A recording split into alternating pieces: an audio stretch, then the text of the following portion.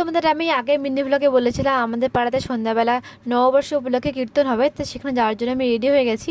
তারপরে দেখো আমি এখানে চলেও এসেছি, আর এখানে কীর্তন শুরুও হয়ে গেছে।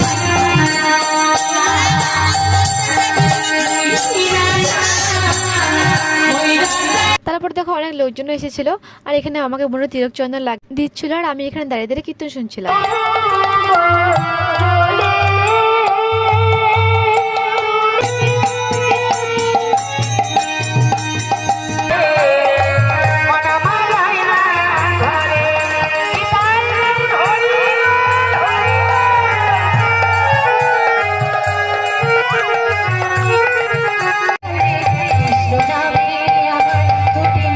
তারপরে পাড়া থেকে খাওয়া দাওয়ার ব্যবস্থা করেছিল, তো এখানে সবাই খেতে বসে পড়েছিল। তারপরে আমরাও লাস্টে খেতে বসে পড়লাম, আর এটা হচ্ছে আমার বন্ধু, আর এটা হচ্ছে আমার বন্ধুর দিদি। তো তারপরে দেখো আমরা এখানে প্রসাদ খেয়ে নিলাম, তারপরে আমি বাড়ি চলে আসলাম। আর এটা হচ্ছে আমার নববর্ষের নতুন ড্রেস।